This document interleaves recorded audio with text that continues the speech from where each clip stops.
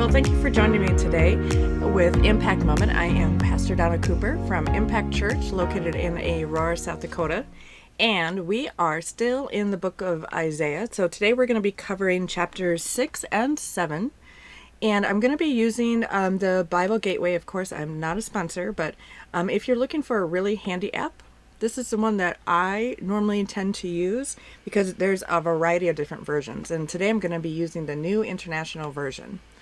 So, chapter 6 is really talking about Isaiah's commission.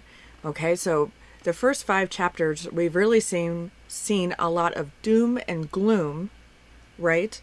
But then we have always some remnant of hope that God instills through Isaiah. So let's go into chapter 6. It begins like this. In the year that King Uzziah died, I saw the Lord high and exalted, seated on a throne, and the train of his robe filled the temple. Above him were seraphim, each with 6 wings. With 2 wings that covered their faces, with 2 they covered their feet, and with 2 they were flying. And they were calling to one another, Holy, holy, holy is the Lord Almighty. The whole earth is full of his glory. At the sound of their voices, their doorposts and thresholds shook, and the temple was filled with smoke. Woe to me, I cried. I am ruined, for I am a man of unclean lips, and I live among a people of unclean lips. And my eyes have seen the King, the Lord Almighty. And those are the words from Isaiah. Then one of the seraphim flew to me with a live coal in his hand, which means it's burning hot, which he had taken with tongs from the altar. With it he touched my mouth and said, See, this has touched your lips. Your guilt is taken away, and your sin atoned for. Then I heard the voice of the Lord saying, Whom shall I send? And who will go for us? And I said, Here am I, send me. He said, Go and tell this people, be ever hearing, but never understanding. Be ever seeing, but never perceiving. Make the heart of this people calloused. Make their ears dull and close their eyes. Otherwise they might see with their eyes, hear with their ears, understand with their hearts, and turn and be healed. Then I said, For how long, Lord? And he answered, Until the cities lie ruined and without inhabitant, until the houses are left deserted, and the fields ruined and ravaged, until the Lord has sent everyone far away, and the land is utterly forsaken. And though a tenth remains in this land, it will be again laid waste. But as the terebinth and oak leave stumps when they are cut down, so the holy seed will be the stump in the land. So there ends the reading for chapter 6. So there is an incredible vision that is happening here within the writings here. And after King Uzziah died, remember, it really left this opening, which was unfortunate because then the Assyrians wanted to come in and overtake and totally destroy Judah. So what a horrible situation to be in. And the people were fearful, including Isaiah. And we all know that from earlier Old Testament writings that, angels and seraphim, they are God's messengers. And so here we have another example of angels coming to speak to Isaiah. And they are literally giving him the words from God. And they have such incredible detail in here. I love that they're talking about that they each have 6 wings and where the wings were covered and how they kind of function. Like 2 were for flying and the others covered either their faces or their feet. And then we have that saying, they're calling to one another. It says, Holy, holy, holy is the Lord Almighty. The whole earth is full of his glory. And we see this sentence be represented in hymns in one way or another throughout history and even in popular Christian music. And so it's really interesting that those words that we are singing in church, it comes from this story because these are literally the words that the angels said. And then it goes that the sound of their voices, it caused the doorposts and the thresholds to literally shake. So can you imagine how loud and incredible that is? So sometimes I have a neighbor that has some teenage kids and they're fun, but Sometimes when they pull up in their cars, my place will literally shake because they've got their music so loud, right? And that's kind of what I envision here too. Like you get that shaking feeling because of the intensity of the sound. And that is incredible. And it says the whole temple was then filled with smoke. So they did not arrive shyly, and they came in big and bold. Like people are going to notice that they have arrived. And so he, Isaiah, did not feel like he was even worthy to be in their presence because he knew that they were part of God, that they were part of God's messengers. And so he said, I am full of sin. How can I be in your presence? And they took this burning coal. And if you've ever accidentally touched burning coal, you know how devastatingly hot it is. So I don't recommend it, obviously. But they said, we will put this on your lips, and your lips will be forever clean, and it will remove all sin. And we kind of see this coming from God himself a couple of chapters ago when he says, I will take your crimson stained sin and turn it as white as snow. Same thing, basically, in a different form with this burning coal. So very, very interesting. And then they give Isaiah a task. They need Isaiah to be this the spokesperson for them to the people. And it would have been totally easy for Isaiah to say, nope, you know what, anybody else but me. So I'm not qualified, find someone else. You know what, hey, so-and-so down the street, looks like they would be a great person for this. But he said, here I am, send me. And there was no hesitation. I mean, they are literally asking, whom shall I send? Here I am, send me. There was no thinking. There was no, you know what, give me 24 hours to think about this. It was just immediate answer to the call. And I think that is incredible, even for our own lives, to be able to be that willing to answer the call in immediate fashion. So let's go into chapter 7.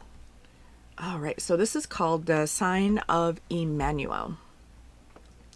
So we have some names here, and they're a little difficult to pronounce, so just bear with me.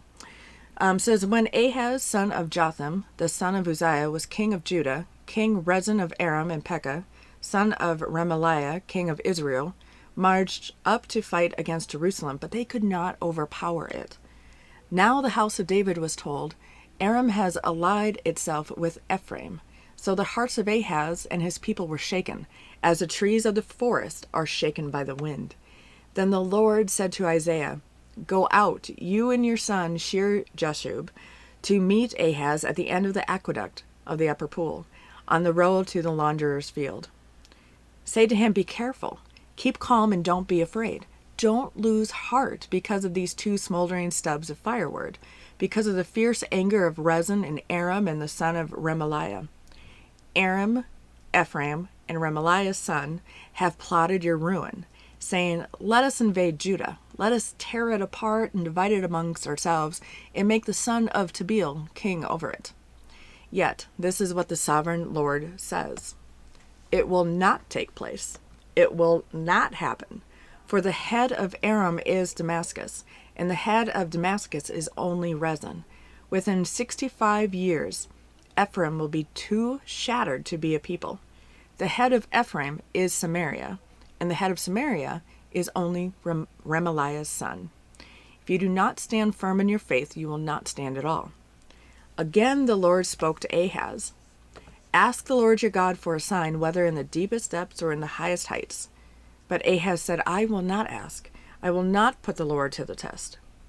Then Isaiah said, hear now, you house of David, is it not enough to try the patience of humans? Will you try the patience of my God also? Therefore the Lord himself will give you a sign. The virgin will conceive and give birth to a son, and will call him Emmanuel. He will be eating curds and honey when he knows enough to reject the wrong and choose the right. For before the boy knows enough to reject the wrong and choose the right, the land of the two kings you dread will be laid waste. The Lord will be on you, and on your people, and on the house of your father, a time unlike any since Ephraim broke away from Judah. He will bring the king of Assyria. Then we go into the next section, and it's called Assyria, the Lord's Instrument. So in that day, the Lord will whistle for flies from the Nile Delta in Egypt, and for bees from the land of Assyria. They will all come and settle in the steep ravines and in the crevices in the rocks, on all the thorn bushes and at all the water holes. The Lord will use a razor hired from beyond the Euphrates River, the king of Assyria, to shave your head in private parts and to cut off your beard also. In that day, a person will keep alive a young cow and 2 goats, and because of the abundance of the milk they give, there will be curds to eat. All who remain in the land will eat curds and honey. In that day, in every place where there were 1,000 vines worth 1,000 silver shekels, 1,000 silver shekels. Ooh, try and say that times like 2 times faster, right? There will only be briars and thorns. Hunters will go there with bow and arrow, for the land will be covered with briars and thorns. As for all the hills once cultivated by the hoe, you will no longer go there for fear of the briars and thorns. They will become places where cattle are turned loose and where sheep run. So, that is where chapter 7 ends. So we can see that there are people that are with Samaria and Assyria that are trying to come in and really just take over Judah, and it's not a good situation. And we have these sons of rulers that really want to just take over and just destroy it, right?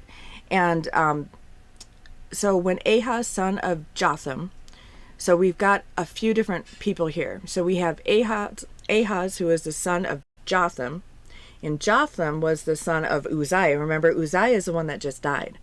Okay, so when Ahaz, the grandson of Uzziah, was king of Judah, then King Rezin of land Aram and Pekah, so those are lands, those are not names, those are lands, Aram and Pekah. Then we have son of Remaliah, king of Israel, marched up to fight against Jerusalem, but they could not overpower it. You know, I mean, they thought that they could really just come in and just take over, but it couldn't be done. And I love this. So the Lord said to Isaiah and gave him one of his very first tasks. He says, go out, you and your son, to meet Ahaz, remember, Uzziah's grandson, who's now king of Judah, just temporarily, at the end of the aqueduct of the upper pool on the road to the launderer's field. Say to him, be careful, keep calm, and don't be afraid. Do not lose heart because of these 2 smoldering stubs of firewood. And you're like, okay, well, where does this firewood come into place? Well, that's actually just a metaphor, because really the stubs of firewood, he's referring to the fierce anger of Rezin and Aram and the son of Remaliah. Crazy, right? So when you're reading these, sometimes the names of the people that are involved in the land, it can be really, really confusing. So you almost have to dig deeper. If you have like a Bible study Bible, that's awesome, because those normally help you figure out where we're talking about, who we're talking about, and what is a person and what is a land. Because sometimes these names are hard because they're not always recognizable as to if it's land or if it's a name. And this is one of the passages that it's a little bit difficult to kind of piece that all together. So, and then it says, let us invade Judah. Let us tear it apart and divide it among ourselves and make the son of Tabeel king over it. Yet, so God knows that this is Aram, Ephraim's, and Remaliah's son, that they want to come in and destroy Jerusalem. But God is telling Isaiah, guess what? That's not going to happen. I'm not going to let it happen. And I think that's incredible because we see the power of God in that. Because when you think of an invading army, and we have seen this portrayed in numerous movies, when you see just the hundreds or even thousands of people that are in these marching armies into conquer a piece of land or their people or both, I mean, that they're packed with so much strength. But God's like, yeah, I'm not going to let that happen. You know, almost to God, it's like no big deal. He's just going to go in and just stop this invading army from coming in. And that's amazing. He says, it will not take place. It will not take place. It will not happen. For the head of Aram is Damascus, and the head of Damascus is only Rezin. Within 65 years, Ephraim will be too shattered to be a people. The head of Ephraim is Samaria, and the head of Samaria is only Remaliah's son. If you do not stand firm in your faith, you will not stand at all. So he knows, God knows before it even is going to happen, what these people are planning to do to Jerusalem. He's like, no, yeah, that's not going to happen. So that's amazing. So then we see one of the probably the most bold foreshadowings of Jesus' birth. Remember, this was not going to happen for many, many, many, many years to come. Yet, it is super crystal clear who Isaiah is talking about. So in 13 and through 17, it says, "Hear now, you house of David. Is it not enough to try the patience of humans? Will you try the patience of our God also? Therefore the Lord himself will give you a sign." Here it is. "The virgin will conceive and give birth to a son and will call him Emmanuel." Huh. Well, guess what, folks? That is Jesus. So here we have like a really bold sign and a bold prediction of Jesus coming. It's incredible. And then he talks about how he will be really forthright in knowing what is wrong and what is right. And because he is God ordained and God created and part of God, he knows the truth. And he knows before anybody else knows what is really wrong and what is really right. And the Lord will bring on you and on your people and on the house of your father a time unlike any since Ephraim broke away from Judah. He will bring the king of Assyria. I love it. I love it. I love it. So I think that's where we're going to leave it today. But isn't that incredible? So we have the vision, we've got the experience of the boldness of the sound that the angels made in chapter 6, which is an incredible visionary read when you're going over chapter 6. And then we get to chapter 7, and we have God asserting his control and saying, yep, I'm not going to let these people come in and destroy Jerusalem because I know what their intent is. And we are getting the first bold, and I mean bold description of the prophesied Jesus that's yet to come. So amazing. So next week, join me with chapters 8 and 9 in the book of Isaiah. And feel free to go back and read up on the previous chapters or ahead. But I will always read out the chapters to you during the video. So if you come and you're like, you know what, oh my gosh, I did not read the chapter for today, don't worry about it. I got you covered. So because we will cover it fully in this video. So with that, have a great rest of your week, and we will see you next Friday. Thank you.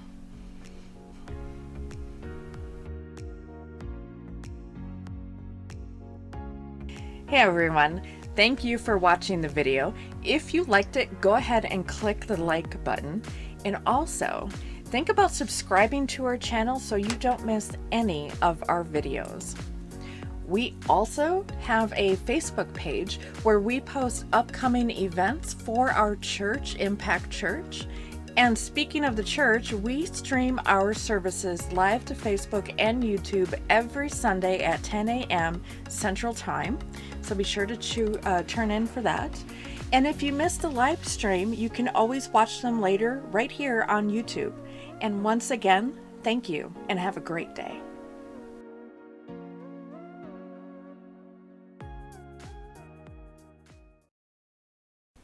Well, welcome to Impact Moment. I am Pastor Donna. You say welcome. Welcome. Welcome. Welcome. I said welcome. Welcome. It's hard to find good producers. So, yeah.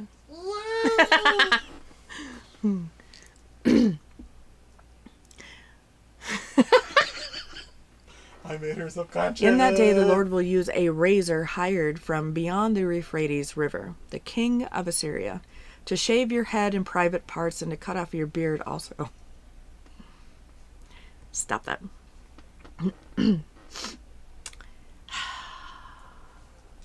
Yeah.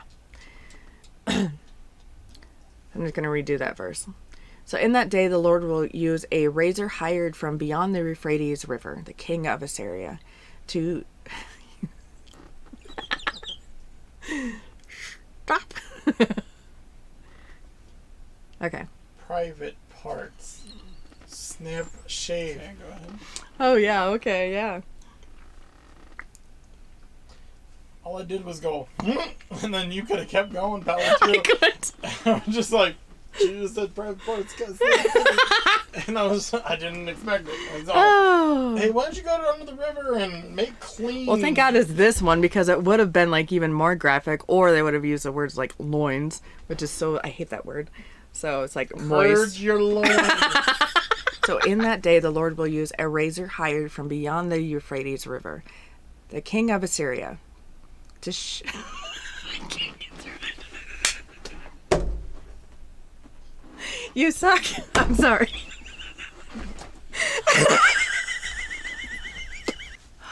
Can't wait for the blooper reel for this episode. It's gonna be great. You suck.